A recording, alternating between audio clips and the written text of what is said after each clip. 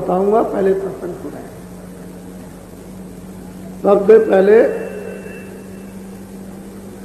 ना यहाँ कोई समुद्र था, ना यहाँ कोई पृथ्वी थी, ना यहाँ कोई आकाश था, ना यहाँ अग्नि थी, ना वायु।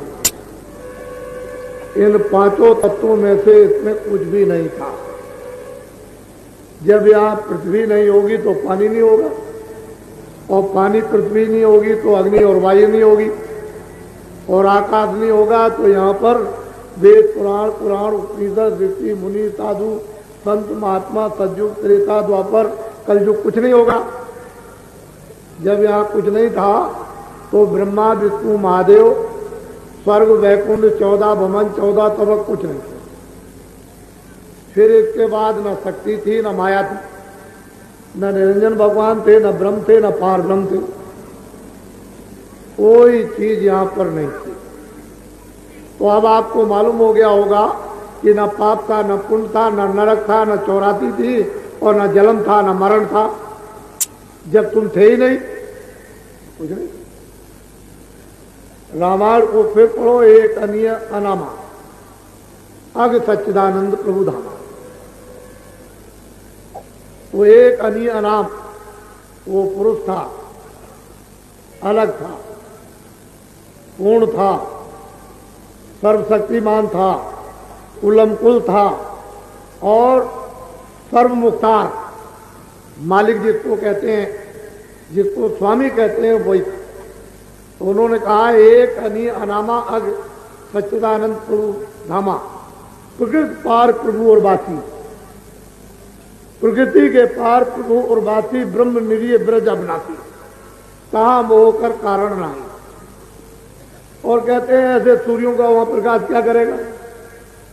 ऐसे अगर कितने सूरज जर्रे जर्रे में लगा दिए जाएं और जर्रे जर्रे सूरज बन जाएं, और यहाँ के सूरज नहीं स्वर्ग और वैकुंठ के सूरज बन जाएं, और वैकुंठ के नहीं तो ब्रह्मलोक के ब्रह्मांडों के सूरज बन जाएं जर्रे जर्रे के, तो कहते हैं उसकी रोशनी के सामने टिमटिमाएंगे भी नहीं, दिखाई भी नहीं देंगे। कैसे कि दिन में तारे दिखाई नहीं देते हैं जब धूप निकलती, उसकी रोशनी में ये एक भी दिखाई नहीं देंगे।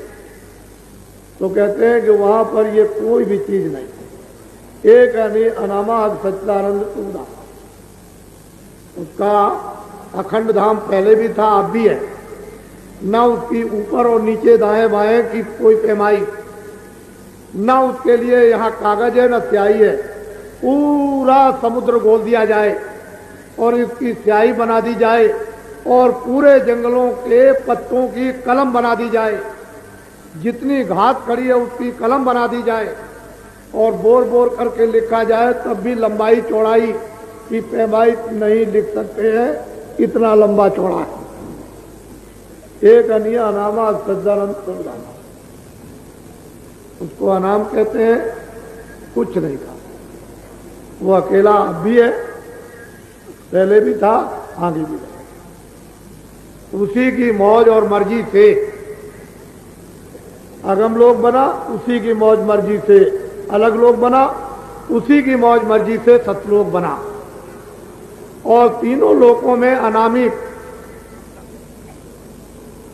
मालिक ने वो तीनों अपने, वो सत्य सत्य तीनों देशों में सती सत्य रचना रखी, और वहां पर सत्पुरुष को सतलोक में, अलग पुरुष को अगम लोक में, और अगम पुरुष को अगम लोक में, अलग पुरुष को अलग लोक में, और अगम पुरुष को अगम लोक में, तीनों को अलग अलग स्थापित कर दिया। और इन तीनों लोकों की जो महिमा और इसकी दूर दराज लंबाई चौड़ाई भी नहीं